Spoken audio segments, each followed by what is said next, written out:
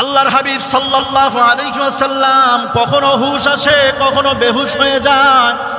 সর্বশেষ জামাতে শরীক হয়েছিলেন, দুই সাহাবীর কাঁধে ভর করে পাটা উঁচু করতে পারেন না নবীজি। কোন রকম হেসরে হেসরে নামাজের জামাতে শরীক হয়ে যান। নামাজের পরে খুতবা দান করেন। খুতবার মধ্যে প্রিয় নবী মুহাম্মদুর রাসূলুল্লাহ সাল্লাল্লাহু আলাইহি ওয়াসাল্লাম বিদায়ের কথাগুলো ফুটায় তুললেন। হযরতে সাহাবায়ে কেরাম হাউমাউ করে কান্না শুরু করে দিলেন। আজকে থেকে বুঝি নবীর ইমামতিতে আমাদের নামাজের সৌভাগ্য হবে না। তাই হলো প্রিয় ভাইয়েরা, সর্বশেষ আবু বকরের ইমামতিতে নামাজ পড়ছিলেন জামাতে মসজিদে নববীতে। আম্মা জান আয়েশাকে বললেন, ও আয়েশা, নবীজি বললেন আমার মাথাটা উঁচু করিয়া ধরো, আমি আমার আশেকান সাহাবীদের নামাজের দৃশ্যটা এক নজর দেখে যেতে চাই। আম্মা জান আয়েশাকে বললেন আমার মাথাটা উঁচু করে জানালার দিকে ধরো। আম্মা জান আয়েশা জানালার দিকে মাথাটা উঁচু করে ধরলেন। নবীজি জ্বর যখন ছাড়ে, আল্লাহর হাবিব সাল্লাল্লাহু আলাইহি ওয়াসাল্লাম ঘরমুক্ত হয়ে যান, কাঁপা শুরু করে দিলেন। ওই অবস্থায় মসজিদে নববীর জামাত দেখে, আবু বকরের ইমামতিতে জামাত দেখে নবীজি কান্না শুরু করে দিলেন, চোখ থেকে পানি ঝরাইতে শুরু করলেন। আম্মা জান বললেন, ইয়া রাসূলুল্লাহ, ইয়া হাবিবাল্লাহ, এই জামাতের জন্যই তো আপনি এত পেরেশান ছিলেন। আজকে এত সুন্দর দৃশ্য দেখে, আমার বাবার ইমামতিতে নামাজ দেখে আপনার খুশি হওয়ার কথা, আনন্দিত হওয়ার কথা। সাহাবায়ে কেরাম সব সাহাবীরা এক কাতারে মসজিদে নববীতে জামাতের সাথে নামাজ আদায় করতেছে, এটা দেখে তো আপনার আনন্দিত হওয়ার কথা, খুশি হওয়ার কথা। আপনি কেন ব্যথিত হচ্ছেন, কেন কান্না করছেন? নবীজি বলেন, ফাতেমা, এই চোখের পানি কষ্টের পানি নয়, বরং আমার এই চোখের অশ্রুটা, চোখের পানিটা বড় আনন্দের পানি। সুবহানাল্লাহ, বড় আনন্দের পানি। আয়েশা, আমার এই নামাজ প্রতিষ্ঠা করতে গিয়া তায়েফের ময়দানে পাথর খেতে হয়েছে। আয়েশা, এই নামাজ প্রতিষ্ঠা করার জন্য আমার আশেকান, আমার এই উম্মতদেরকে এক কাতারে আনার জন্য দান দান মোবারক শহীদ করতে হয়েছে, দেশান্তর হতে হয়েছে।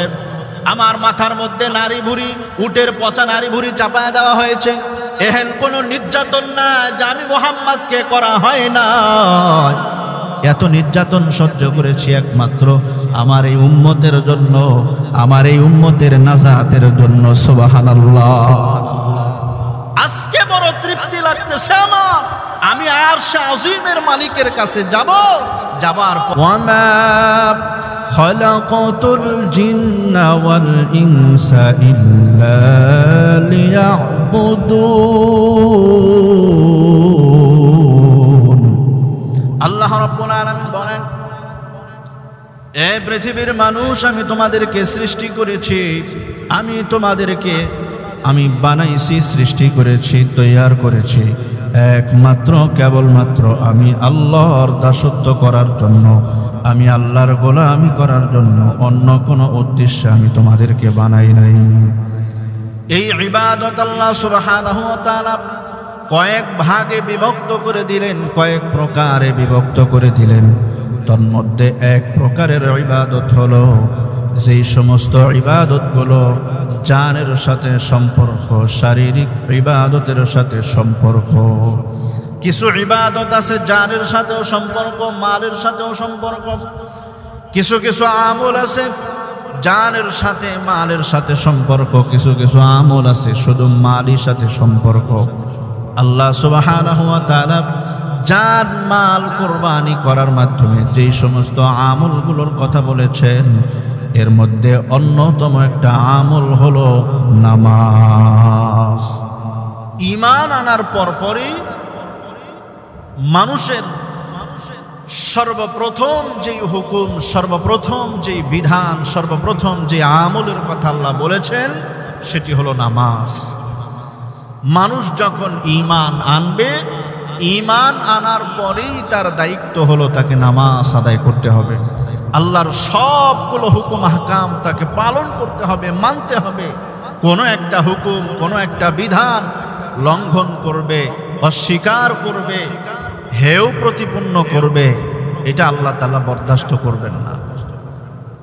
এজন্য আমার ভাইয়েরা, আল্লাহ সুবহানাহু ওয়া তাআলা সবগুলো ইবাদত করার জন্য হুকুম দিয়েছেন, করতেই হবে।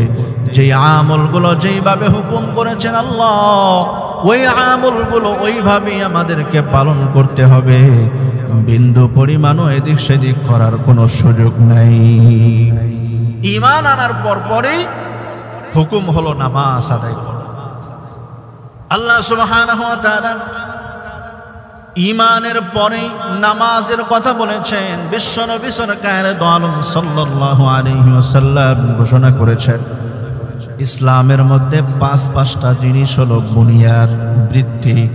এর মধ্যে সর্বপ্রথম ভিত্তি হলো ঈমান, আল্লাহকে সাক্ষী দেওয়া আল্লাহ ছাড়া কোনো মাবুদ নাই। বুনিয়াল ইসলামু আলা খামসিন শাহাদাতু আল্লাহ ইলাহা ইল্লাল্লাহ। আল্লাহ সুবহানাহু ওয়া তাআলা হাবিবে কিবরিয়া সাল্লাল্লাহু আলাইহি ওয়াসাল্লামের মাধ্যমে জানিয়ে দেন, এ বান্দা, দুনিয়াতে আমি ইসলাম নামক যেই বৃক্ষ রোপণ করলাম, দুনিয়াতে আমি যেই ইসলাম নামক একটা সামিয়ানা তৈরি করে দিলাম, ওই সামিয়ানার পাঁচটা খুঁটি আছে, পাঁচটা মূল ভিত্তি আছে। এর মধ্যে সর্বপ্রথম ভিত্তি হলো ঈমান, আল্লাহকে সাক্ষ্য দেওয়া আল্লাহ ছাড়া কোনো মাবুদ নাই। এই কথা যখন বান্দা বিশ্বাস করে, এর পরের অংশই হলো, পরের আমল হলো, পরের ভিত্তিটাই হলো আল্লাহ রব্বুল আলামিন হাবিবে কিবরিয়া সাল্লাল্লাহু আলাইহি ওয়াসাল্লামের মাধ্যমে জানায়া দেন। আল্লাহর হাবিব বলেন, ওয়া ইকামিস সালাতি ওয়া ইতাইজ যাকাতি ওয়াল হজ্জি ওয়া সাওমি রমাদান। পাঁচটা বুনিয়াদের মধ্যে সর্বপ্রথম হলো ঈমান। বান্দা যখন ঈমান আনবে, ঈমান আনার পরপরই সর্বপ্রথম যেই হুকুম, যেই ইবাদতের কথা আল্লাহ বললেন, ভিত্তির কথা বললেন, সেটি হলো নামাজ। বান্দা ঈমান এনেছো, আল্লাহকে না দেখে বিশ্বাস করেছো, আল্লাহকে রব হিসাবে স্বীকার করেছো, আল্লাহ সুবহানাহু ওয়া তাআলাকে রব হিসাবে মেনে নিয়েছো, রাজ্জাক হিসাবে মেনে নিয়েছো, খালিক হিসাবে মেনে নিয়েছো, মালিক হিসাবে মেনে নিয়েছো। ওই আল্লাহ সুবহানাহু ওয়া তাআলাকে না দেখেই সব কিছু বিশ্বাস করে নিয়েছো, আখিরাতকে বিশ্বাস করে নিয়েছো, তাকদীরকে বিশ্বাস করে নিয়েছো। এভাবে যত ঈমানের শাখা প্রশাখা আছে, এ বান্দা, সব ঈমানের শাখা প্রশাখাকে তুমি বিশ্বাস করে নিয়েছো। এরপরে তোমার হুকুম, তোমার উপর দায়িত্ব আর কর্তব্য হলো 5 ওয়াক্ত নামাজ জামাতের সাথে আদায় করবা। নামাজ আদায় করতে হবে। এজন্য আল্লাহ সুবহানাহু ওয়া তাআলা বলেন, ওয়া আকিমুস সালাতা ওয়া আতুজ যাকাতা ওয়ারকাউ মা'আর রাকিঈন। আল্লাহ সুবহানাহু ওয়া তাআলা বলেন, এ বান্দা, দুনিয়ার মানব জাতিরা ভালো করিয়া শোনো, নামাজ আদায় করো, নামাজ কায়েম করো, যাকাত প্রদান করো, আর রুকুকারীদের সাথে তোমরা রুকু করো। জামাতে নামাজের ব্যাপারে এই জায়গায় গুরুত্ব দেওয়া হয়েছে। আমার প্রিয় ভাইয়েরা, নামাজের কথা আল্লাহ সুবহানাহু ওয়া তাআলা যেখানে ঈমানের কথা বলছেন, ঈমানের কথা বলার পরপরই নামাজের কথা এনেছেন, নামাজ পড়ার কথা বলেছেন। নামাজ ছোটখাটো কোনো ইবাদত নয়, নামাজ ছোটখাটো কোনো বন্দেগী নয়, ছোটখাটো কোনো হুকুম নয়, বরং সবচাইতে বড় হুকুম, সবচাইতে আল্লাহ পাকের কাছে প্রিয় হুকুম হলো নামাজ। যে ব্যক্তি নামাজ আদায় করবে, আল্লাহ সুবহানাহু ওয়া তাআলার সে ততটা কাছাকাছি হয়ে যাবে। সুবহানাল্লাহ। আল্লাহর কাছে নামাজের চাইতে প্রিয় ইবাদত আর হতে পারে না। বান্দা যখন সব কিছু ফেলে, যখন আজান হয়ে যায়, আল্লাহু আকবারের ধ্বনি তার কানের মধ্যে ভেসে ওঠে, দুনিয়ার সব কাজ ফেলে যখন সে নামাজে সাড়া দেয়, মসজিদে যায়, নামাজের সিজদায় অবনত হয়ে যায়, রুকুকারীদের সাথে রুকুতে যায়, সেজদাকারীদের সাথে সেজদায় যায়। যখন বান্দা সব কিছু ভুলে আমার কুদরতি পায়ে লুটায়া পড়ে, আমি আল্লাহর কুদরতি হাত তার মাথার মধ্যে ভুলাইতে থাকি। সুবহানাল্লাহ, সুবহানাল্লাহ। আমার প্রিয় মুসলমান ভাইয়েরা, আল্লাহ সুবহানাহু ওয়া তাআলা বলেন, ওয়াসজুদু ওয়াক্তারিব, এ বান্দা সেজদা দাও। সেজদা দিলে আমার কাছাকাছি হয়ে যাবে, সেজদা দিলে আমার নৈকট্য হাসিল করতে পারবে, সেজদা দিলে আমার নৈকট্য হাসিল করতে পারবে। যে বান্দা যত বেশি সেজদা করবে, ওই বান্দা তত বেশি আমি আল্লাহর নৈকট্য হাসিল করতে পারবে। যে বান্দা যত বেশি সেজদা হবে, ওই বান্দা আল্লাহর তত বেশি নৈকট্য হাসিল করতে পারবে। সুবহানাল্লাহ বলেন। আল্লাহ পাকের নৈকট্য হাসিল করার অন্যতম একটি মাধ্যম হলো সেজদা। বান্দা যখন সেজদা করে আল্লাহর কুদরতি পায়ে পড়ে, তো বান্দার মধ্যে আর আল্লাহর মধ্যে পর্দা থাকে না। সুবহানাল্লাহ। যেন এই নামাজটা, এই সেজদাটা মুমিনের জন্য মেরাজ হয়ে যায়। আল্লাহর নবী বলেন, as-salatu mi'rajul mu'minin, নামাজ হলো মুমিনের জন্য মেরাজ। সুবহানাল্লাহ বলেন। এবং এই নামাজ আল্লাহ সুবহানাহু ওয়া তাআলা হাবিবে কিবরিয়া সাল্লাল্লাহু আলাইহি ওয়াসাল্লামকে অত্যন্ত আদর করে, যত্ন করে, মহাব্বত করে হাদিয়া হিসাবে, উপটৌকন হিসাবে মেরাজের রজনীতে দিয়েছেন। সুবহানাল্লাহ। অন্য কোন নবীকে এভাবে নামাজ আরশে আজিমে ডেকে একেবারে 7 তবক আসমান ভেদ করে আল্লাহর কাছাকাছি নিয়ে এমন অন্য কোনো আমল, অন্য কোনো ইবাদত বা অন্য কোনো নবীকে এ জাতীয় উপটৌকনার হাদিয়া দেওয়া হয় নাই। একমাত্র কেবলমাত্র আমাদের নবী পয়গম্বর মুহাম্মদুর রাসূলুল্লাহ সাল্লাল্লাহু আলাইহি ওয়াসাল্লামকে এই কিমতি, এই দামি, এই মূল্যবান হুকুম নামাজ হাদিয়া দেওয়া হয়। সুবহানাল্লাহ। আর এই নামাজ প্রতিষ্ঠার জন্য সরকারে দো জাহান পুরা জিন্দিগিটাই, 63 বছরের জিন্দিগি এই নামাজ প্রতিষ্ঠা করার জন্যই যত পরিশ্রম, ত্যাগ, কষ্ট, কোরবানি সব কিছু সহ্য করেছেন, নির্যাতন সহ্য করেছেন এই নামাজ প্রতিষ্ঠা করার জন্য, জামাত প্রতিষ্ঠা করার জন্য। আমার প্রিয় মুসলমান ভাইয়েরা, এই নামাজের মাধ্যমে আল্লাহ সুবহানাহু ওয়া তাআলা আমাদের অনেকগুলো উপকার হয়। নামাজের মাধ্যমে আমাদের অনেকগুলো ফায়দা হবে, অনেকগুলো উপকার হবে। আল্লাহ সুবহানাহু ওয়া তাআলা হাবিবে কিবরিয়া সাল্লাল্লাহু আলাইহি ওয়াসাল্লামকে ইরশাদ করেন, হাবিবে কিবরিয়া সাল্লাল্লাহু আলাইহি ওয়াসাল্লামকে কোরআন থেকে, কোরআনের মাধ্যমে বিশ্বনবী সরকারে দো আলম সাল্লাল্লাহু আলাইহি ওয়াসাল্লামকে অর্ডার দেন, নির্দেশ দেন, ওয়া'মুর আহলাকা বিস-সালাতি ওয়াসতাবির আলাইহা। আল্লাহ সুবহানাহু ওয়া তাআলা হাবিবকে বলেন, ওয়া'মুর আহলাকা বিস-সালাত, হাবিব ও আমার বন্ধু, আপনি আপনার পরিবারের মধ্যে নামাজের নির্দেশ প্রদান করুন। সুবহানাল্লাহ। আপনি আপনার পরিবারকে, আহলকে নামাজের নির্দেশ করেন। ওয়াসতাবির আলাইহা, আর আপনি নিজেও এই নামাজে অটল হন, অবিচল থাকেন। নামাজ ত্যাগ করার কোনো সুযোগ নাই ভাইরা আমার। নবী পরিবারকে নামাজের নির্দেশ দেওয়ার জন্য কে বললেন? মুখ খোলেন না ভাই, কে বলছেন? নবী এবং নবীর পরিবারকেই যদি নামাজের নির্দেশ দেওয়া হয়, তো আমাদের জন্য কি এই নির্দেশের বাহিরে আমরা? আমাদেরকেও এই নির্দেশ দেওয়া হয়েছে। আমরাও ঘরে নির্দেশ করব নামাজের, নিজেরাও নামাজ পড়বো। আল্লাহ তো এই জন্যই বললেন ওয়াসতাবির আলাইহা, আপনি পরিবারকে নামাজের নির্দেশ তো দিবেনই, এটার উপরে আপনিও অবিচল থাকবেন। আপনি নিজেও নামাজে অটল থাকবেন, অবিচল থাকবেন। যত কিছুই হয়ে যাক নামাজ ছাড়বেন না, নামাজ ছাড়ার কোনো সুযোগ নেই। আরেকটি চমৎকার কথা বললেন আল্লাহ সুবহানাহু ওয়া তাআলা, যেটা আমাদের মধ্যে সবচাইতে বড় বেশি সমস্যা, সেটি হলো আল্লাহ সুবহানাহু ওয়া তাআলা বললেন, ওগো হাবিব, নামাজের নির্দেশ করেন, নিজেও নামাজে অবিচল থাকেন, অটল থাকেন, নামাজ পড়েন। লা নাসআলুকা রিজকান, আমি কিন্তু আপনার কাছ থেকে রিজিক চাই না। সুবহানাল্লাহ বলেন, আমি কিন্তু আপনার কাছ থেকে রিজিক চাই না। আচ্ছা, নামাজের সাথে রিজিকের সম্পর্ক কি? আচ্ছা, আল্লাহ এরপরে বলেন যে নাহনু নারযুকুকা, আমি আল্লাহ আপনাকে কি দেই? রিজিক দান করি। আমি আপনাকে রিজিক দান করি। আপনার কাছ থেকে আমি রিজিক চাই না, খাবার চাই না, পানি চাই না, কোনো কিছু চাই না, সব কিছু আমি আল্লাহ সরবরাহ করি। নামাজের সাথে রিজিকের সাথে সম্পর্ক কি?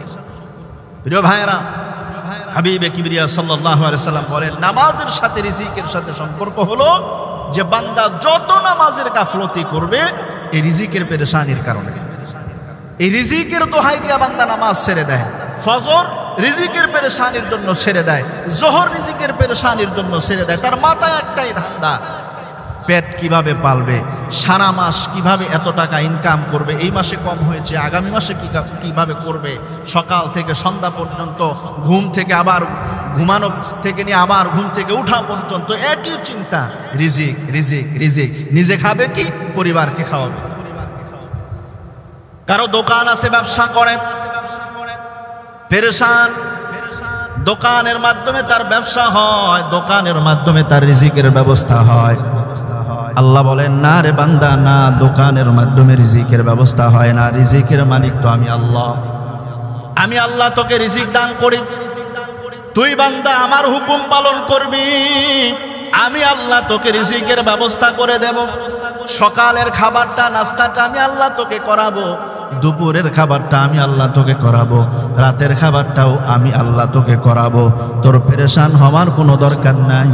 নামাজ আদায় করো ঠিকঠাক মতো এবং আমার হুকুম পালন করো, আর রিজিক তুমি অনুসন্ধান করো, কিন্তু এর পেরেশান হওয়ার কোনো দরকার নাই, কারণ রিজিকের ব্যবস্থা আমি আল্লাহ তোমাকে করে দেব। সুবহানাল্লাহ। তুমি আমার হুকুম পালন করবা, আমার কথা মতো চলবা, আমাকে ভয় করবা, রিজিকের পেরেশানি তোমাকে করতে হবে না। আল্লাহ আরেক জায়গায় বলেন, ওয়ামান ইয়াত্তাকিল্লাহা ইয়াজআল লাহু মাখরাজা ওয়া ইয়ারযুকুহু মিন হাইসু লা ইয়াহতাসিব। আল্লাহ বলেন, যে ব্যক্তি আল্লাহকে ভয় করে, আল্লাহর দাসত্ব করে, গোলামি করে, আল্লাহকে ভয় করে চলে, ওই বান্দাকে আমি আল্লাহ তার সহজ রাস্তা বের করে দেই। বলেন সুবহানাল্লাহ। ওয়া ইয়ারযুকুহু মিন হাইসু লা ইয়াহতাসিব, আর বান্দাকে আমি এমন উৎস থেকে রিজিকের ব্যবস্থা করে দেই, বান্দা কল্পনাও করতে পারে না আল্লাহ এই রিজিক আমার কোথা থেকে আসলো, এত অল্প পরিশ্রমে এত টাকা আমি কিভাবে ইনকাম করতে পারলাম, এত সুন্দর ভালো খাবার আমি কিভাবে খাইতে পারি, কল্পনাও করতে পারবে না। কথা কার? আওয়াজ দিয়ে বলেন না, কার? আল্লাহ বলেন, বান্দা আমার হুকুম পালন করো, আমাকে ভয় করো, রিজিকের পেরেশানি করিও না, রিজিক তো আমি আল্লাহ তোমারে দেব, রিজিকের ব্যবস্থা আমি এমন ভাবে আল্লাহ তোমার রিজিকের ব্যবস্থা করব, তুমি কল্পনাও করে কুলাইতে পারবা না কোথা থেকে কিভাবে তোমার রিজিকের ফয়সালা হয়ে গেল। রিজিক আমার অনুগ্রহ, আমি যদি তোমাকে অনুগ্রহ করে না দেই, যতই খামসাও, যতই লাফালাফি করো, আর যতই পেরেশানি হও, রিজিক তোমার দরজায় আসবে না যতক্ষণ না আমি তোমাকে অনুগ্রহ করে, ইহসান করে, করুণা করে আমি তোমাকে রিজিক দেব। যদি ব্যবসায়ী রিজিক হতো, যদি চাকরি আপনার রিজিক হতো, যদি গাড়ি চালানোই আপনার রিজিক হতো, যদি আপনার কৃষি কাজ করায় যদি রিজিক হতো, তাহলে আপনার মতো আমার মতো আরো বহু হাতওয়ালা পাওয়ালা আছে, অনেক আপনার ব্যবসার আসবাবপত্র আছে, কিন্তু একজনের ইনকাম হয় বেশি, আরেকজনের ইনকাম কম হয় কেন? আরেকজনের তো ইনকাম নাই, ঠিক কিনা? মোহতারাম হাজিরিন, বুঝতে হবে ব্যবসা থেকে, চাকরির থেকে, আর কৃষি খামার থেকে, গাছ থেকে কোনো রিজিক আসে না। রিজিকের মালিক কে?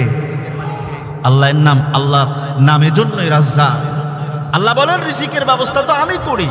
স্বয়ং রসুলকে বলতেছেন, আপনি রিজিকের পেরেশান হয়েন না, নাহনু নারযুকুকা, আমি আল্লাহ আপনাকে রিজিক দান করব। সুবহানাল্লাহ বলেন। রিজিকের পেরেশান কেন হচ্ছেন? প্রিয় ভাইরা, পয়গম্বর মুসা আলাইহিস সালাতু ওয়াস সালামকে আল্লাহ সুবহানাহু ওয়া তাআলা রিজিকের পেরেশানি থেকে বাঁচানোর জন্য একটা সুন্দর, ফখরুদ্দিন রাজি রহমতুল্লাহ আর একটা চমৎকার ঘটনা এনেছেন। উনি বলেন যে পয়গম্বর মুসা আলাইহিস সালাতু ওয়াস সালাম যখন মাদিয়ান থেকে মিশরে যাচ্ছিলেন, প্রতিমধ্যে তার গর্ভবতী স্ত্রী প্রসব ব্যথা শুরু হয়ে যায়। আল্লাহর এই পয়গম্বর জলিলুল কদর পয়গম্বর হযরত পয়গম্বর মূসা আলাইহিস সালাতু ওয়াস সালাম পেরেশান হয়ে গেলেন, চিন্তায় পড়ে গেলেন। এই জনমানবহীন জায়গায়, এই মরুভূমির মধ্যে, পাহাড়ি অঞ্চলে আমি কোথায় যাব একটু আগুনের জন্য, কোথায় যাব একটু খাবারের জন্য? স্ত্রীকে বললেন, পরিবারকে বললেন, তুমি এখানে অবস্থান করো, আমি দেখি কোথাও কোনো আগুন, কোনো খাবারের ব্যবস্থা করা যায় কিনা। পয়গম্বর মূসা আলাইহিস সালাতু ওয়াস সালাম সন্ধানে বের হলেন, আগুন আনার জন্য গেলেন। প্রচন্ড শীত ছিল। আগুন আনার জন্য যাওয়ার পর পয়গম্বর মূসা আলাইহিস সালাতু ওয়াস সালাম নবুয়ত লাভ করলেন। বলেন সুবহানাল্লাহ। আল্লাহর পয়গম্বরকে আল্লাহ সুবহানাহু ওয়া তাআলা নবুয়তের মতো বড় দৌলত দান করলেন, নিয়ামত দান করলেন। পয়গম্বর মূসা আলাইহিস সালাতু ওয়াস সালাম নবুয়ত প্রাপ্ত হলেন। সংক্ষেপ বলছি বাবা। এরপরেও পয়গম্বর মূসা আলাইহিস সালাতু ওয়াস সালামের পেরেশানি কমে না। পেরেশান পয়গম্বর মূসা আলাইহিস সালাতু ওয়াস সালাম। আল্লাহ সুবহানাহু ওয়া তাআলা পয়গম্বর মূসার পেরেশানি বুঝতে পারলেন। জিজ্ঞাসা করলেন, মূসা কেন পেরেশান? আল্লাহ, আমি পেরেশান এই কারণে আমি জনমানবহীন জায়গায় গেলাম আগুন খোঁজার জন্য, পাইলাম নবুয়তি, কিন্তু আমার পরিবারের হালত তো আপনি জানেন। আল্লাহ সুবহানাহু ওয়া তাআলা বলতে চাইলেন, ও পয়গম্বর, রিজিকের পেরেশান হওয়ার কোনো দরকার নাই, সব কিছুর ব্যবস্থা আমি আল্লাহ আসমান থেকে করে দেই। সুবহানাল্লাহ। পয়গম্বর মূসা আলাইহিস সালাতু ওয়াস সালামকে বললেন, পয়গম্বর, এ মূসা, ওই যে একটা পাথর দেখা যায়, এই পাথরের মধ্যে তোমার হাতে যে লাঠি আছে, এই লাঠির দ্বারা আঘাত করো, প্রহার করো। পয়গম্বর মূসা আলাইহিস সালাতু ওয়াস সালাম লাঠি দ্বারা সজোরে আঘাত করলেন। পাথরটা দুভাগ হয়ে গেল। এর ভিতর থেকে আরেকটা পাথর বের হলো। পয়গম্বর মূসাকে বলা হলো, আবার আরেকটা আঘাত করো। পয়গম্বর মূসা আলাইহিস সালাতু ওয়াস সালাম আবার আঘাত করলেন। মূসা আলাইহিস সালাতু ওয়াস সালাম লক্ষ্য করলেন, এরপরে এর মধ্যে থেকে আরেকটা ছোট্ট পাথর বের হলো। পয়গম্বর মূসাকে বলা হলো আবার আঘাত করতে, আবার আঘাত করলেন। এরপর আরেকটা পাথর বের হলো। তিনবার বাড়ি দেওয়ার পর এক একটা করে পাথর বের হলো। তৃতীয় পাথরের মধ্য থেকে যখন বাড়ি দিলেন, সাথে সাথে আবরণ, পর্দার মধ্যে আবরণকৃত, আবরণে আবদ্ধ থাকে একটা কীট, ছোট্ট একটা পোকা বের হয়ে গেল। বলেন সুবহানাল্লাহ। পয়গম্বর মূসা আশ্চর্য হয়ে গেল। তিনটা পাথরের মধ্যে বাড়ি দিলাম, বাড়ি দেওয়ার পর একটা ছোট্ট কীট বের হলো, একটা ছোট্ট পোকা বের হলো। পয়গম্বর মূসা বড় আশ্চর্য হলেন। এই কারণে নয়, আশ্চর্য হলেন এই কারণে, ওই যে কীট আর ওই পোকার মুখের মধ্যে বালু কণার মতো ছোট্ট খাবারের একটা খাদ্যর একটা আসবাব তার মুখের মধ্যে দেখা যায়। আশ্চর্য হয়ে গেলেন। তিনটা পাথরের মধ্যে আবার পর্দায় আবৃত, এর মধ্যে ছোট্ট একটা পোকা, তার মুখেও রিজিক দিয়েছেন কে? সুবহানাল্লাহ বলেন না সুবহানাল্লাহ। পয়গম্বর মূসা আলাইহিস সালাতু ওয়াস সালাম পোকাকে জিজ্ঞেস করবেন, আল্লাহ তাআলা পোকার জবান খুলে দিলেন। পোকা বলতেছেন, সুবহানাল্লাহ সুবহানাল্লাহ। হে পয়গম্বর মূসা, আল্লাহর বান্দা শোনো, ওই মহাপবিত্র মহিয়ান আল্লাহর কসম, আল্লাহর প্রশংসা, ওই আল্লাহর প্রশংসা যিনি আমাকে দেখেন, আমাকে শোনেন এবং আমার উত্তম রিজিকের ব্যবস্থাও ওই আল্লাহ করেন। পয়গম্বর মূসা কয়, এই তিনটা পাথরের মধ্যে আবরণকৃত পর্দার মধ্যে যদি ছোট্ট একটা কীটের রিজিকের ব্যবস্থা আল্লাহ করতে পারে, আমি উত্তম মাখলুক হওয়ার পরেও, আমি নবী হওয়ার পরেও আমার কেন রিজিকের পেরেশানি? বুঝতে আর বাকি আছে? পয়গম্বর মূসা আলাইহিস সালাতু ওয়াস সালাম বুঝতে পারলেন, হুকুম মানবো আল্লাহর। হুকুম মানবো কার? হুকুম মানবো আল্লাহ। রিজিকের পেরেশানি দূর করবেন আল্লাহ, আমার কোনো রিজিকের পেরেশানি নাই। প্রিয় ভাইরা, আমার কোনো রিজিকের পেরেশান হতে হবে না।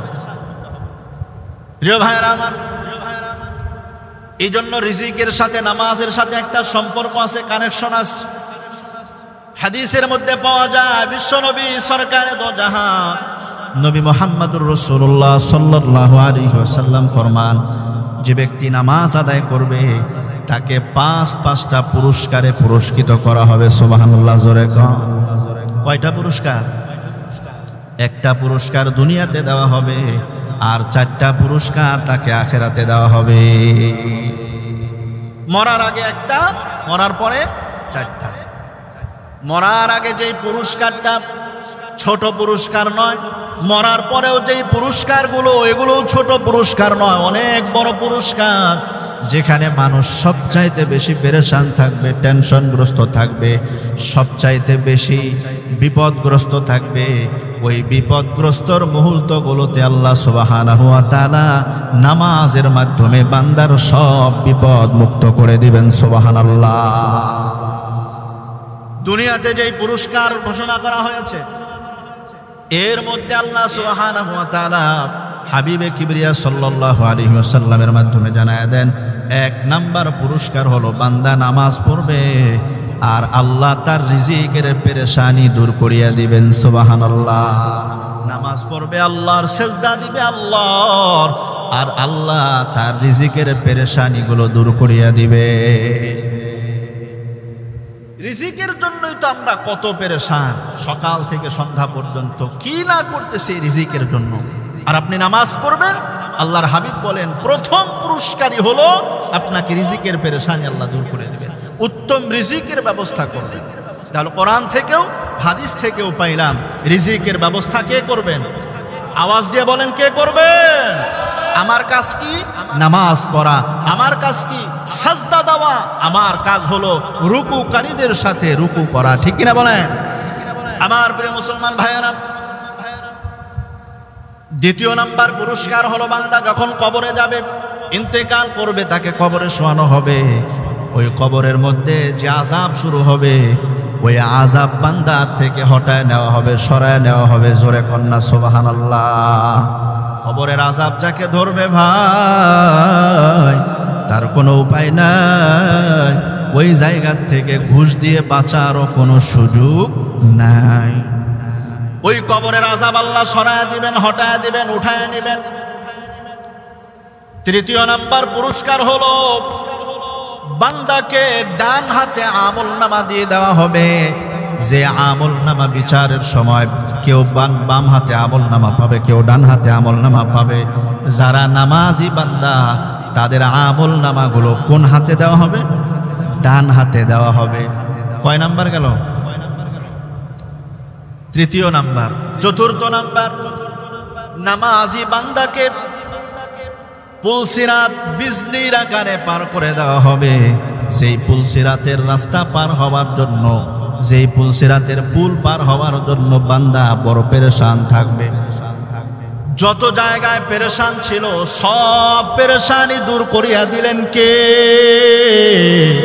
আল্লাহ। পুলসিরাতের রাস্তাও এমন ভাবে পার করায় দিবেন যেন লিফটের মতো বিদ্যুৎ আকারে আল্লাহ এমন ভাবে পার করায় দিবেন, নামাজি বান্দা টেরও পাবে না।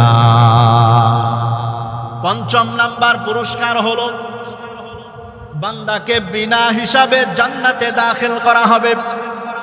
সমস্ত মানুষের হিসাব নেওয়া হবে, কিন্তু 5 ওয়াক্ত নামাজ যারা টাইম মতো আদায় করেছে, জামাতের সাথে আদায় করেছে, ওই মানুষগুলোর হিসাব আল্লাহ নিবেন না, বরং বিনা হিসাবে জান্নাতে দাখিল করে দিবেন। সুবহানাল্লাহ। পুরস্কারগুলো ছোট না বড়? কথা কয় না, ছোট না বড়? তারপরেও নামাজ পড়ি না আমরা, বিভিন্ন অজুহাতে নামাজ নষ্ট করে ফেলি। প্রিয় ভাইরা, রিজিকের পেরেশানির কারণে, বিভিন্ন অজুহাতের কারণে আপনি নামাজ পড়ছেন না। আল্লাহ যেন বান্দাকে আক্ষেপ করে করে সময় সময় বলেন যে বান্দা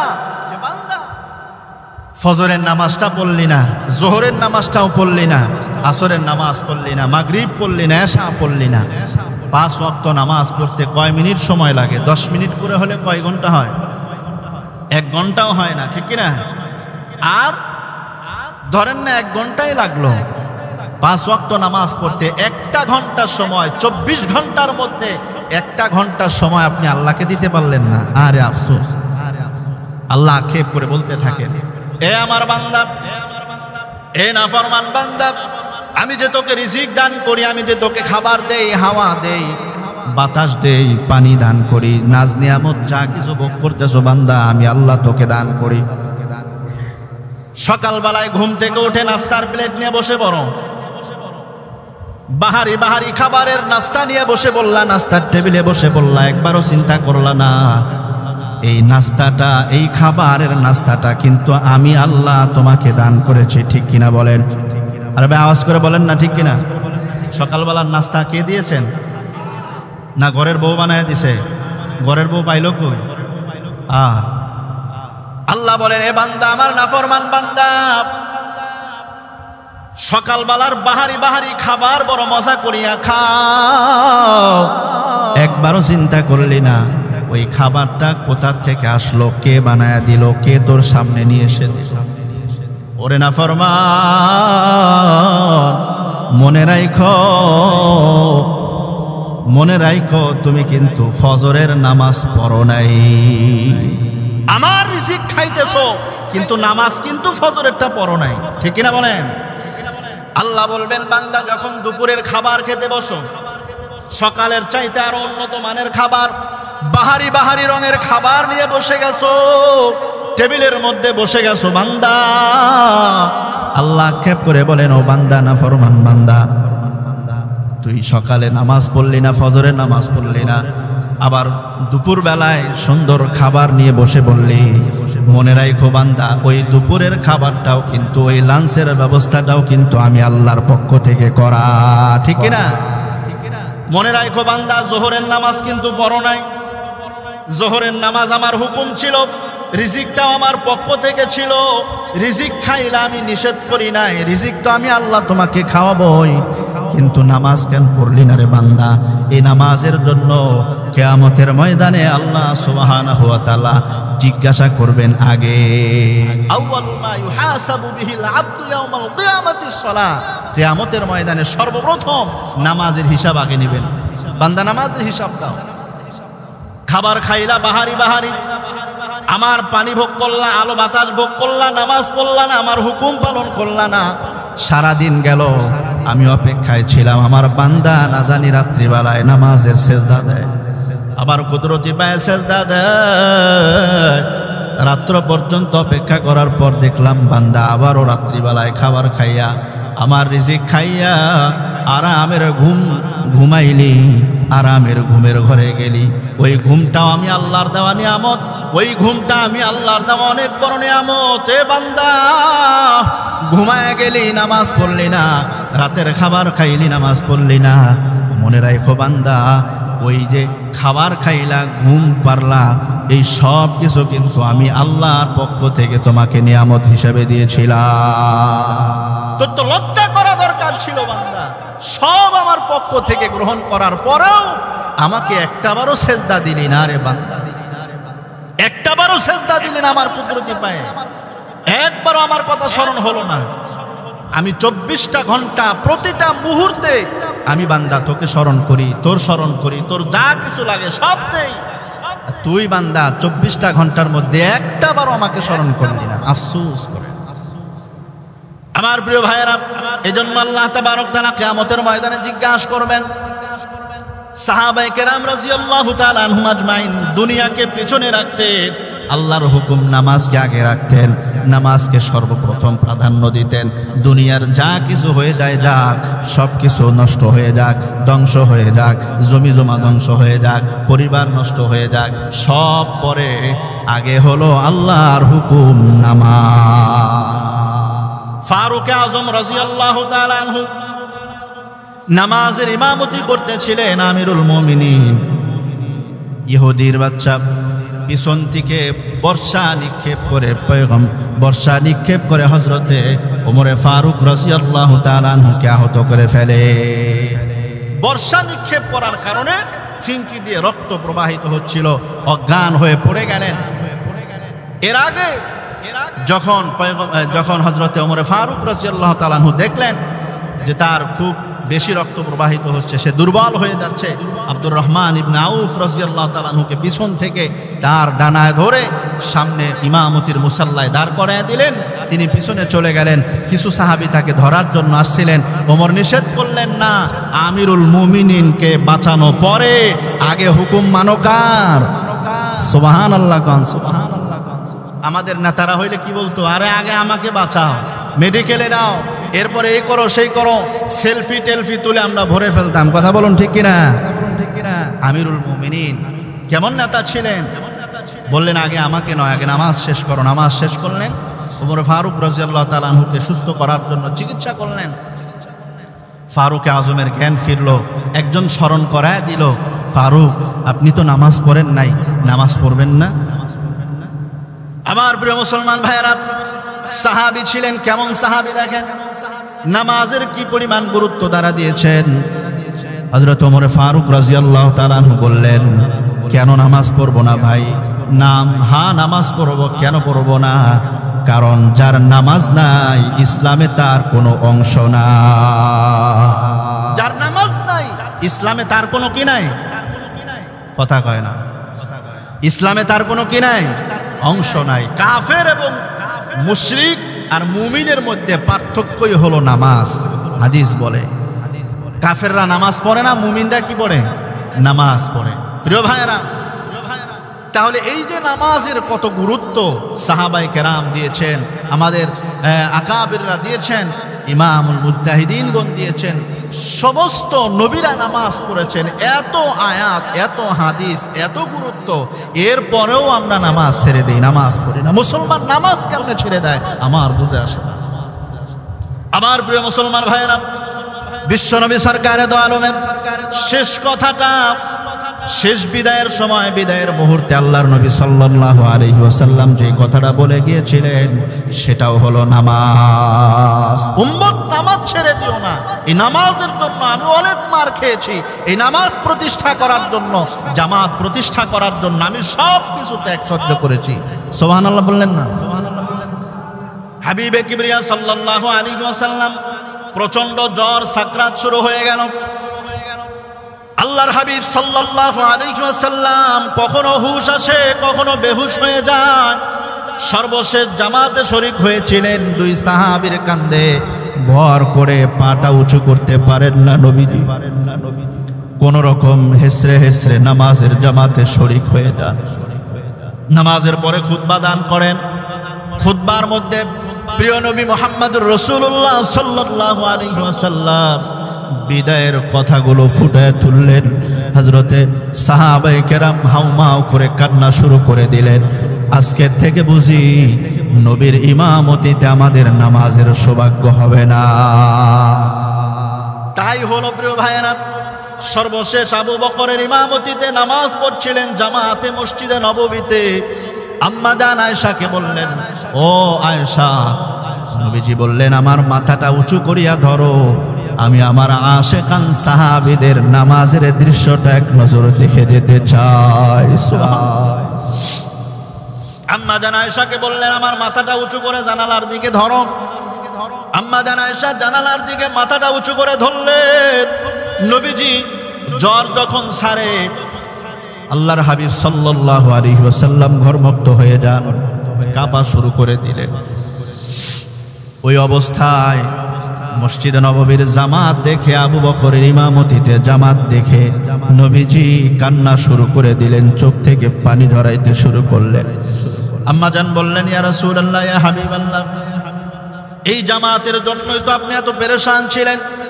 আজকে এত সুন্দর দৃশ্য দেখে, আমার বাবার ইমামতিতে নামাজ দেখে আপনার খুশি হওয়ার কথা, আনন্দিত হওয়ার কথা। সাহাবায়ে কেরাম সব সাহাবীরা এক কাতারে মসজিদে নববীতে জামাতের সাথে নামাজ আদায় করতেছে, এটা দেখে তো আপনার আনন্দিত হওয়ার কথা, খুশি হওয়ার কথা। আপনি কেন ব্যথিত হচ্ছেন, কেন কান্না করছেন? নবীজি বলেন, ফাতেমা, এই চোখের পানি কষ্টের পানি নয়, বরং আমার এই চোখের অশ্রুটা, চোখের পানিটা বড় আনন্দের পানি।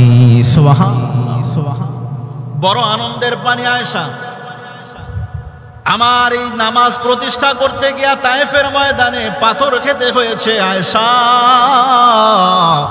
এই নামাজ প্রতিষ্ঠা করার জন্য আমার আশেকান আমার এই উম্মতদেরকে এক কাতারে আনার জন্য দান মোবারক শহীদ করতে হয়েছে, দেশান্তর হতে হয়েছে। আমার মাথার মধ্যে নারী ভুঁড়ি, উটের পচা নারী ভুঁড়ি চাপায় দেওয়া হয়েছে। এহেন কোনো নির্যাতন না যা আমি মুহাম্মদকে করা হয় না। এত নির্যাতন সহ্য করেছি একমাত্র আমার এই উম্মতের জন্য, আমার এই উম্মতের নাজাতের জন্য। সুবহানাল্লাহ। আজকে বড় তৃপ্তি লাগতেছে আমার। আমি আরশে আজিমের মালিকের কাছে যাব, যাবার পরে আমি আল্লাহর কাছে বলবো, গো আল্লাহ, আমি সর্বশেষ তোমার বান্দাদের জামাত এক কাতারে নামাজরত অবস্থায় রেখে এসেছি। সুবহানাল্লাহ বলে, সুবহানাল্লাহ। আমি আল্লাহর কাছে বড় গর্ব করে বলতে পারবো, বড় গর্ব করে বলতে পারবো। রাসূলুল্লাহ সাল্লাল্লাহু আলাইহি ওয়াসাল্লাম আনন্দের কান্না কানলেন। প্রিয় ভাইয়েরা, এই নামাজের মধ্যে যত গাফলতি আমাদের, আল্লাহর ওয়াস্তে পায়ে হাত দিয়ে বলি ভাই, নামাজের গুরুত্ব দেন, নামাজ পড়েন, নিজেও পড়েন, পরিবার পরিজনকেও নামাজের দিকে তাকিদ করেন। নামাজ যারা ছেড়ে দেয়, নামাজ যারা ছেড়ে দেয়, ইচ্ছাকৃতভাবে ছেড়ে দেয়, মুসলমানিত্বের খাতায় তাদের নামটা থাকে না। প্রিয় ভাইয়েরা, এজন্য নামাজ ছাড়ার তো কোনো সুযোগ নাই। ওয়াক্ত মতে যারা নামাজ পড়ে না, সেই মহাব্বতের রসুল বলেন, যারা ওয়াক্ত মতো নামাজ পড়ে না, মসজিদে আজান হয়েছে ঘরে বসে নামাজ পড়েছে, মসজিদে আজান হয়েছে দোকানে বসে নামাজ পড়েছে, মসজিদে আজান হয়েছে ব্যবসা প্রতিষ্ঠানে বা যে কোনো জায়গায় নামাজ পড়েছে, আপনার সামর্থ্য থাকা সত্ত্বেও জামাতে শরীক হলো না, আমার মন চায় কিছু সাহাবীকে একত্র করি আর তাদেরকে বলি কিছু কাঠ, কিছু লাকড়ি সংগ্রহ করো। আর যেই সমস্ত মানুষরা আজান হবার পরেও মসজিদে গিয়ে নামাজ আদায় করে নাই, ঘরে বসে নামাজ পড়েছে, আমার মন চায় তাদের ঘর বাড়িগুলো জ্বালায়া ছারখার করে দেয়। নাউজুবিল্লাহ বলে, নাউজুবিল্লাহ। যেই রসুল তায়েফের ময়দানে পাথর খাওয়ার পরেও এরকম কথা জবান থেকে বের হয় নাই, হয়েছে? কিন্তু জামাতে শরীক না হওয়ার কারণে আল্লাহ রাসূল সাল্লাল্লাহু আলাইহি ওয়াসাল্লাম কত বড় শক্ত কথা বললেন।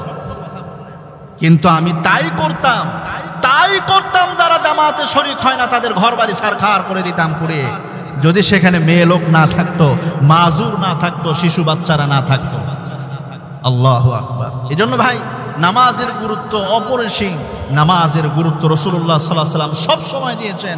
আমরা নামাজ পড়ি না, নামাজ ছেড়ে দিই, ছোট্ট ছোট্ট অজুহাত দিয়ে নামাজ ছেড়ে দিই। বিশেষ করে যেই দুইটা নামাজের ব্যাপারে আল্লাহ রাসূল সাল্লাল্লাহু আলাইহি ওয়াসাল্লাম খুব বেশি গুরুত্ব দিতে বলেছেন, সেই দুইটা নামাজই আমরা পড়ি না। একটা হলো ফজর আর একটা হলো আসর। সময় সংক্ষেপ, এজন্য বলতে পারলাম না। ফজরের নামাজের গুরুত্ব অনেক বেশি। যারা ফজরের নামাজ পড়বে সারা দিন তাদের জিম্মাদার আল্লাহ নিজ হাতে নিয়ে নেন। সুবহানাল্লাহ, সুবহানাল্লাহ। নামাজ পড়ে আল্লাহর কুদরতি পায়ে সেজদা দিয়ে দিনটা শুরু করবেন, এর চাইতে আনন্দের আর কিছু হতে পারে? কিন্তু হতভাগা মুসলমান, আমরা ফজরের নামাজ না পড়েই আমরা কাজের মধ্যে যাই, তৃপ্তি হয় না। নামাজ পড়ে কাজে যায়েন আর নামাজ ছাড়া কাজে যায়েন, দেখবেন কোনটা বেশি তৃপ্তি হয়। প্রিয় ভাইরা, আমি পায়ে হাত দিয়ে বলতে চাই, ফজরের নামাজ অনেক বেশি গুরুত্ব। যারা এশা এবং ফজর জামাতের সাথে আদায় করে ঘুমায়, সারা রাত্র ঘুমানের মধ্যে থাকলেও সারা রাত্র ইবাদতের সওয়াব তাদের আমল নামায় লেখা হয়। সুবহান, লেখা হয়। সুবহান। এই জন্য ফজর আর এশা জামাতের সাথে পড়বো তো ইনশাআল্লাহ। আর মাঝখানের যেগুলো আছে এগুলো জামাত লাগবে না। কি বলেন, লাগবে কি লাগবে না? বলেন, 5 ওয়াক্ত নামাজ আমরা জামাতের সাথে পড়বো সবাই ইনশাআল্লাহ কয় না। ইনশাআল্লাহ কইলেই যদি আবার পড়া লাগে, নাউজুবিল্লাহ। জোরে কন না ইনশাআল্লাহ। ওয়াদা করা যায় তো ইনশাআল্লাহ? হুকুম কার? হুকুম কার? না আমি বললাম? আল্লাহর হুকুম বাস্তবায়ন করতে হবে, এটা আবশ্যক, ফরজ, এটা ওয়াজিব, সুন্নত, মুস্তাহাব নয়।